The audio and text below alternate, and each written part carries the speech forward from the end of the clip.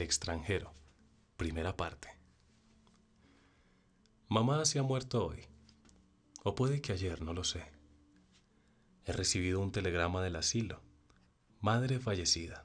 Entierro mañana. Sentido pésame. No quiere decir nada. A lo mejor fue ayer. El asilo de ancianos está en Marengo, a 80 kilómetros de Argel.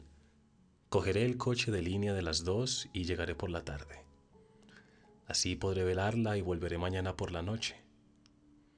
He pedido 2 días libres al jefe, que no ha podido negármelos con un pretexto como este. Pero parecía fastidiado. Hasta llegué a decirle, no es culpa mía. No contestó. Pensé entonces que no debería haberle dicho algo así. Bien pensado. No tenía por qué disculparme. Más bien es él quien debería darme el pésame. Pero seguramente lo hará pasado mañana, cuando me vea de luto. De momento, hasta cierto punto, es como si mamá no se hubiera muerto. Después del entierro, ya será un asunto zanjado y todo tendrá una apariencia oficial. Cogí el coche de línea a las 2. Hacía mucho calor. Comí en el restaurante donde Celeste, como de costumbre. Todos estaban muy apenados por mí y Celeste me dijo, madre no hay más que una. Cuando me marché, salieron a despedirme a la puerta. Yo estaba un poco ido porque había tenido que subir a casa de Manuel para pedirle prestados una corbata negra y un brazal. Su tío falleció hace unos meses. Corrí para no llegar tarde. Por las prisas y las carreras, seguramente por todo eso, sumado al traqueteo, al olor a gasolina y a la reverberación de la carretera y del cielo, me amodorré. Dormí casi todo el trayecto y, cuando me desperté, iba apelmazado contra un militar que me sonrió y me preguntó si venía de lejos. Le dije que sí, para no tener que seguir hablando. El asilo está a 2 kilómetros del pueblo. Fui a pie. Quise ver a mamá nada más llegar, pero el portero me dijo que tenía que hablar con el director. Como estaba ocupado, esperé un poco. Todo ese rato el portero estuvo charlando y luego vi al director. Me recibió en su despacho. Era un viejecito con la Legión de Honor. Me miró con sus ojos claros. Luego me estrechó la mano y tardó tanto en soltármela que yo no sabía muy bien cómo retirarla. Miró un expediente y me dijo, la señora Mersault ingresó hace 3 años. Solo lo tenía usted. Creí que me estaba reprochando algo y empecé a darle explicaciones. Pero me interrumpió. Hijo, no tiene que justificarse. He leído el expediente de su madre. No podía usted atender a sus necesidades. Necesitaba una cuidadora. Tiene usted un sueldo modesto. Y a fin de cuentas, aquí era feliz. Dije, sí, señor director. Añadió, aquí tenía amigos, ¿sabe? Personas de su edad. Podía compartir con ellas intereses que son de otra época. Usted es joven y debía resultarle aburrido. Era verdad. Cuando estaba en casa, mamá se pasaba todo el rato siguiéndome la vista en silencio. Los primeros días de estar en el asilo lloraba a menudo, pero era por la costumbre. Al cabo de unos meses, habría llorado si lo hubieran sacado del asilo. También por aquello de la costumbre. Por eso, hasta cierto punto, en este último año casi no fui a verla. Y también porque me quedaba sin el domingo. Eso sin contar con el esfuerzo de ir al coche de línea, sacar los billetes y pasar 2 horas de viaje. El director siguió contándome cosas, pero yo casi no atendía. Luego me dijo, supongo que quiere ver a su madre. Me puse de pie sin decir nada y fue, delante de mí, hasta la puerta. En las escaleras, me explicó, la hemos llevado a nuestro pequeño tanatorio para no impresionar a los demás. Cada vez que se muere un interno, los demás están nerviosos 2 o 3 días. Y eso es un trastorno para el servicio. Cruzamos un patio donde había muchos ancianos charlando en grupitos. Se callaban al pasar nosotros. y las conversaciones se reanudaban a nuestras espaldas. Era como un parloteo sordo de cotorras. A la puerta de un edificio pequeño, el director se marchó. Lo dejo, señor Mersault. Me tiene a su disposición en mi despacho. En principio, el entierro está previsto para las 10 de la mañana. Hemos pensado que así podrá velar a la difunta. Una última cosa. Su madre, por lo visto, les comentó a menudo a sus compañeros el deseo de un entierro religioso. Me he encargado de tomar las disposiciones necesarias, pero quería que usted lo supiera. Le di las gracias. Mamá, sin ser atea, nunca se había acordado en vida de la religión. Entré. Era una sala muy luminosa, encalada y techada con una cristalería. La amueblaban unas sillas y unos caballetes en forma de X. Encima de dos de ellos, en el centro, había un ataúd tapado. Solo destacaban unos tornillos relucientes, apenas enroscados en las tablas barnizadas con nogalina. Junto al ataúd estaba una enfermera árabe, con un blusón blanco y un pañuelo de un color llamativo en la cabeza. En ese momento entró el portero y se quedó detrás de mí. Parecía que había venido corriendo. Tartamudeó un poco. La han tapado, pero tengo que quitarle los tornillos al ataúd para que pueda usted verla. Se estaba acercando al ataúd cuando lo detuve. Me dijo, ¿no quiere? Le contesté, no. Se interrumpió y yo me sentía violento porque notaba que no debería haberle dicho eso. Al cabo de un momento, me miró y me preguntó, ¿por qué? Pero sin reproche, como si pidiera información. Respondí, no lo sé. Entonces, retorciéndose el bigote blanco, dijo, entiendo. Tenía unos ojos bonitos, azul claro, y la tez un poco encarnada. Me dio una silla y él se sentó algo más atrás. La cuidadora se puso de pie y se encaminó a la salida. En ese momento el portero me dijo, «Esta tiene un chancro». Como no lo entendía, miré a la enfermera y vi que llevaba, bajo los ojos, una venda que le rodeaba la cabeza. A la altura de la nariz, la venda era plana. En la cara solo se veía la blancura de la venda. Cuando se fue, el portero habló. Voy a dejarlo a solas. No sé qué gesto hice, pero se quedó de pie detrás de mí. Esa presencia a mi espalda me molestaba. Llenaba la habitación una hermosa luz de media tarde. Dos aberrojos zumbaban pegados a la cristalería. Y notaba que me estaba entrando sueño. Le dije al portero, sin volverme, ¿hace mucho que trabaja aquí? Me contestó en el acto, 5 años, como si llevase toda la vida esperando esa pregunta mía. Luego, charló largo y tendido. ¿Quién le iba a decir que acabaría de portero en el asilo de Marengo? Tenía 64 años y era de París. En ese momento lo interrumpí. Ah, ¿no es usted de aquí?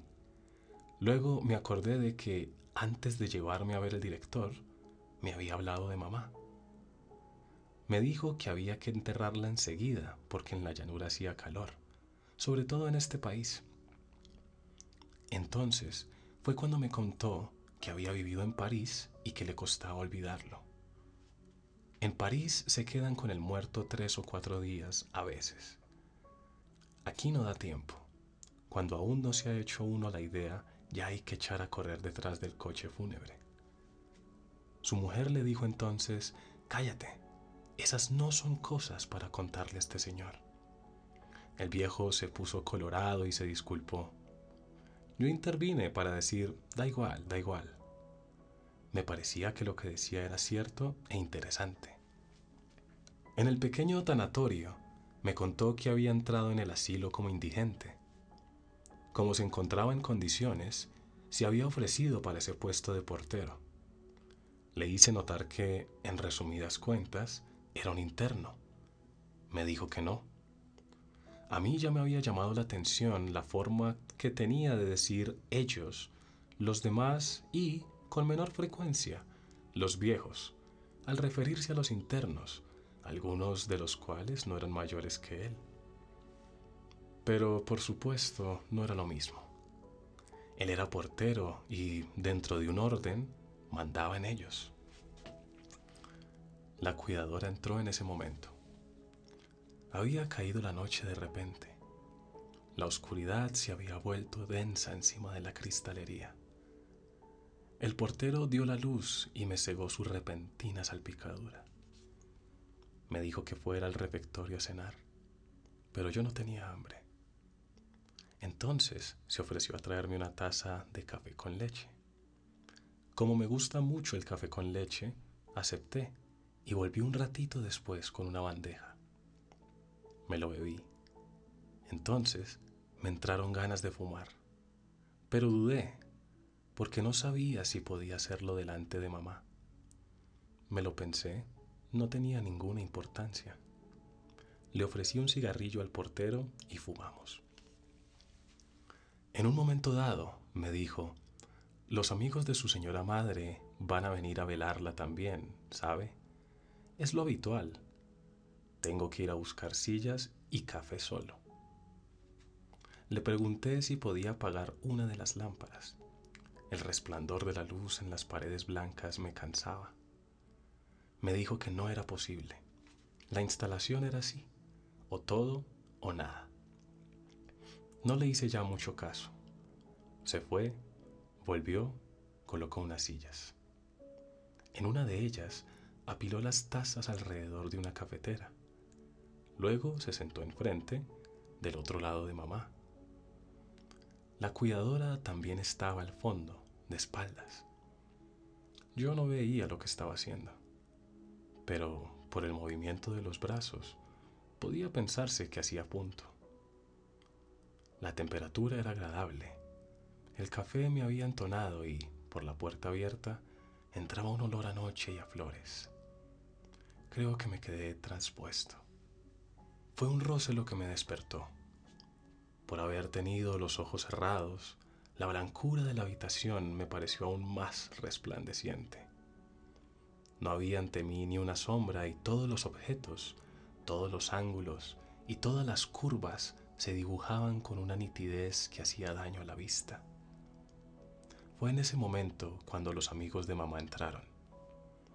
En total eran unos 10 y se deslizaban en silencio por esa luz cegadora. Se sentaron sin que crujiese ninguna silla. Los veía como nunca he visto a nadie y no se me escapaba ni un detalle de sus caras o de su ropa. Sin embargo, no los oía y me costaba creer que fueran reales. Casi todas las mujeres llevaban delantal y la cinta que los ceñía a la cintura les marcaba aún más la tripa bombada. Nunca me había fijado en cuánta tripa pueden llegar a tener las mujeres viejas. Los hombres eran casi todos muy flacos y llevaban bastón. Lo que me llamaba la atención era que en la cara no se les veían los ojos, sino solamente una luz sin brillo en medio de un nido de arrugas. Cuando se sentaron, la mayoría me miró e inclinó la cabeza con apuro, con los labios chupados en la boca sin dientes, sin que yo pudiera saber si me estaban saludando o si se trataba de un tic. Más bien creo que me saludaban. Fue en ese momento cuando me di cuenta de que estaban todos sentados delante de mí, cabeceando alrededor del portero. Por un momento tuve la impresión ridícula de que estaban allí para juzgarme. Poco después, una de las mujeres empezó a llorar. Estaba en la segunda fila. Me la tapaba una de sus compañeras y la veía mal. Lloraba con chilliditos regulares y parecía que no iba a dejarlo nunca.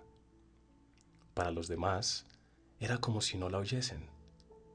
Estaban encogidos, mohínos y silenciosos. Miraban el ataúd o su bastón o cualquier otra cosa, pero solo miraban eso. La mujer seguía llorando. Me tenía muy extrañado porque no la conocía. Me habría gustado dejar de oírla. Sin embargo, no me atrevía a decírselo. El portero se inclinó hacia ella y le habló, pero ella sacudió la cabeza, farfulló algo y siguió llorando con la misma regularidad. El portero se me acercó entonces. Se sentó a mi lado. Al cabo de un buen rato me informó sin mirarme. Estaba muy unida a su señora madre. Dice que era su única amiga aquí y que ahora ya no tiene a nadie. Nos quedamos así un buen rato. Los suspiros y los sollozos de la mujer se iban espaciando. Sorbía mucho. Al final se cayó. A mí se me había pasado el sueño, pero estaba cansado y me dolían los riñones. Ahora lo que me agobiaba era el silencio de toda esa gente. Solo de vez en cuando oía algún ruido peculiar y no conseguía entender qué era. A la larga, acabé por intuir que algunos ancianos se chupaban las mejillas por dentro y soltaban esos chasquidos raros. Estaban tan ensimismados que ni se daban cuenta. Yo incluso tenía la impresión de que aquella muerta, tendida entre ellos, no significaba nada. Pero ahora creo que era una impresión equivocada. Tomamos todos café, que nos sirvió el portero. Luego ya no sé qué pasó. Transcurrió la noche. Recuerdo que en un momento dado abrí los ojos y vi que los ancianos dormían, apelmazados sobre sí mismos, salvo uno que, con la barbilla en el dorso de las manos, aferradas al bastón, me miraba fijamente como si solo estuviera esperando a que me despertase. Luego seguí durmiendo. Me desperté porque cada vez me dolían más los riñones. La luz del día se colaba por la cristalera. Poco después se despertó uno de los ancianos y tosió mucho. Escupía en un pañuelo grande de cuadros y cada escupitajo era como si se arrancase algo. Despertó a los demás y el portero dijo que tenían que irse. Se pusieron de pie. Con la incomodidad del velatorio, tenían la cara cenicienta.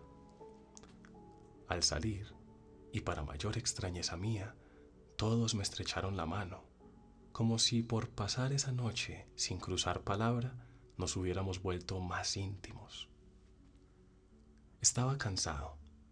El portero me llevó a su casa y pude asearme un poco. Me tomé otro café con leche, que estaba muy bueno. Cuando salí ya era totalmente de día.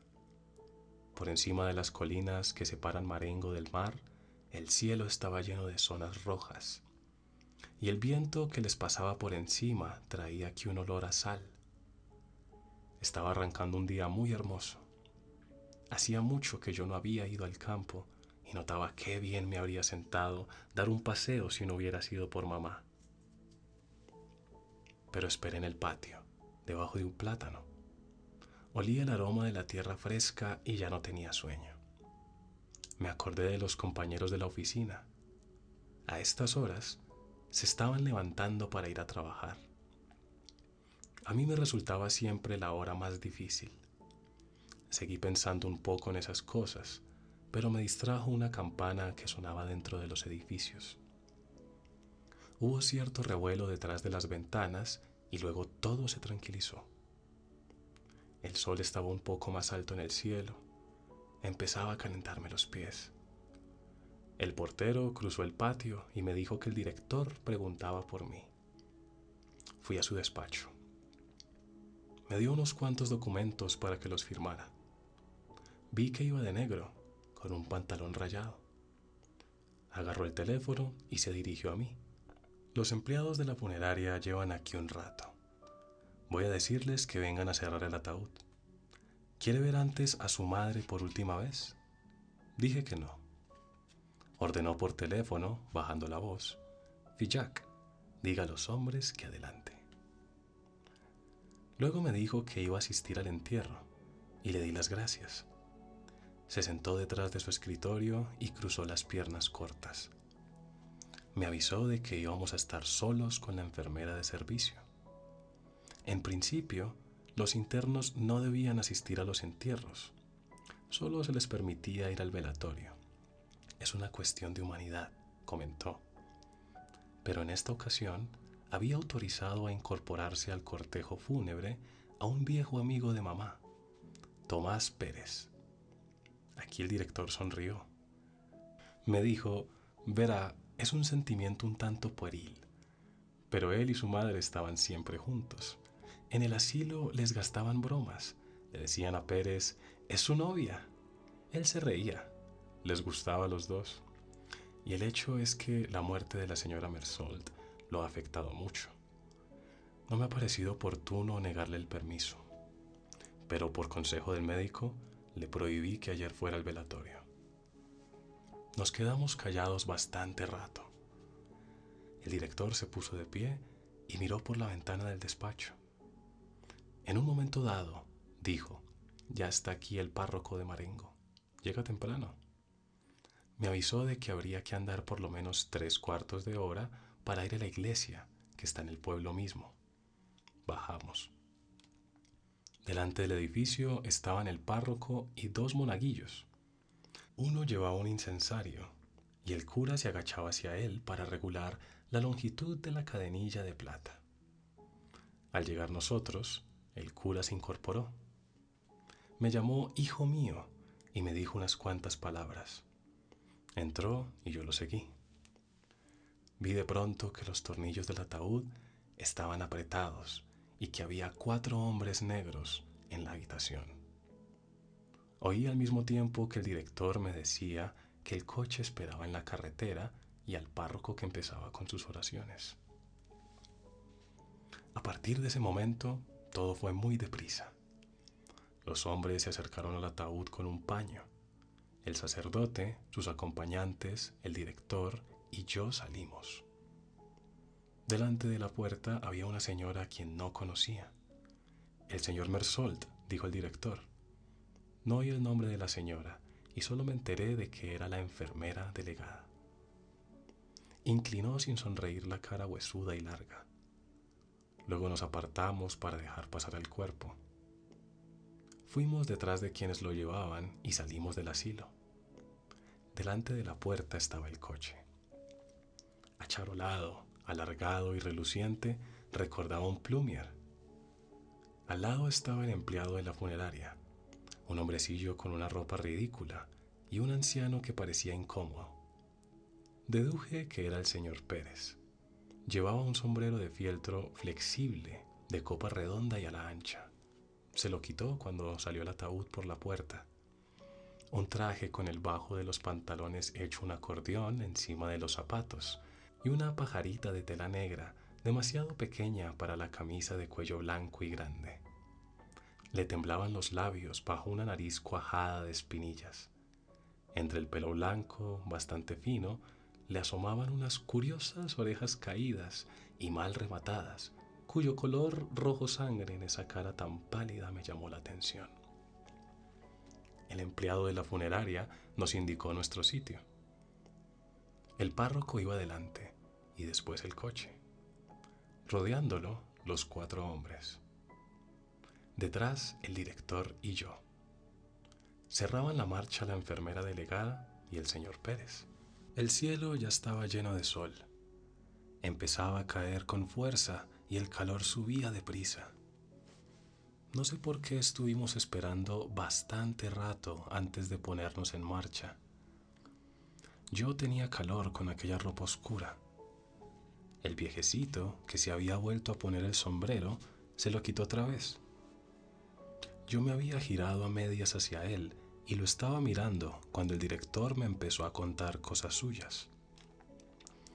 Me dijo que mi madre y el señor Pérez iban muchas veces de paseo al caer la tarde hasta el pueblo, acompañados de una enfermera. Miré el campo que tenía alrededor. Viendo las hileras de cipreses que conducían a las colinas cerca del cielo, aquella tierra roja y verde, aquellas casas pocas y bien trazadas, entendí a mamá. El atardecer en aquella comarca debía de ser como una tregua melancólica. Hoy el sol rebosante que estremecía el paisaje lo tornaba inhumano y deprimente. Echamos a andar. Fue en ese momento cuando me di cuenta de que Pérez renqueaba.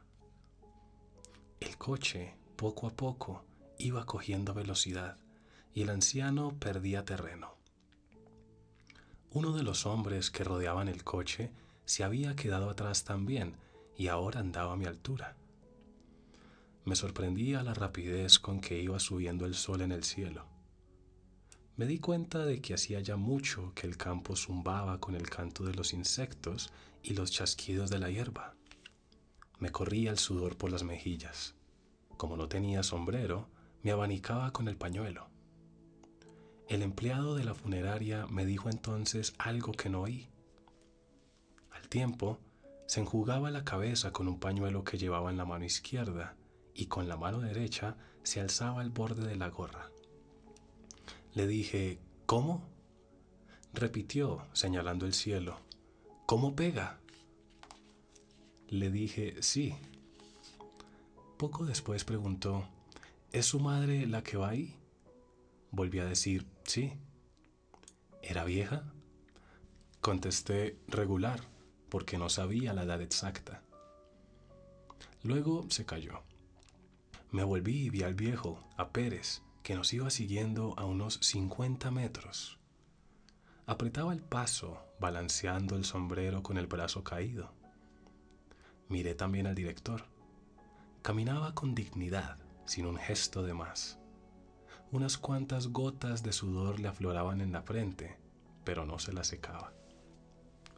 Me daba la impresión de que el cortejo andaba algo más deprisa. A mi alrededor seguía el mismo campo luminoso saturado de sol. El resplandor del cielo era insoportable. En un momento dado pasamos por un tramo de carretera que habían arreglado recientemente. El sol había agrietado el asfalto. Los pies se hundían en él y dejaban abierta su pulpa brillante. Asomando por encima del coche, el sombrero del cochero, de cuero rígido, parecía amasado con este barro negro. Yo estaba un poco perdido entre el cielo azul y blanco y la monotonía de esos colores, negro pegajoso del asfalto agrietado, negro apagado de la ropa y negro lacado del coche.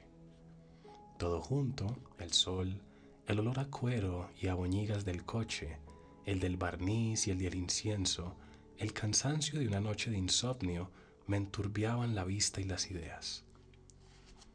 Me di otra vez la vuelta.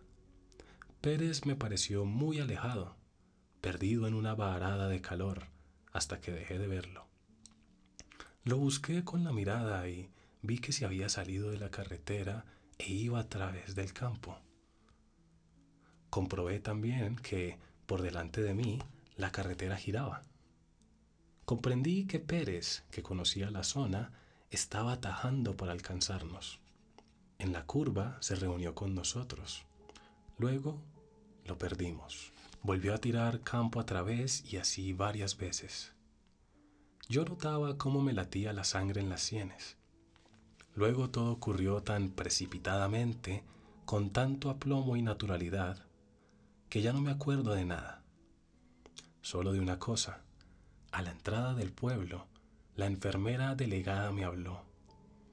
Tenía una voz peculiar que no le pegaba con la cara, una voz melodiosa y trémula. Me dijo, si se anda despacio, hay peligro de insolación, pero si se anda demasiado deprisa, se suda y en la iglesia se coge un pasmo. Tenía razón, no había escapatoria. Me quedan algunas imágenes más de este día. Por ejemplo, la cara de Pérez la última vez que nos alcanzó, cerca del pueblo. Le chorreaban por las mejillas lagrimones de nerviosismo y pena. Pero por culpa de las arrugas, no corrían. Se estancaban, se juntaban y formaban un barniz de agua en aquella cara estragada.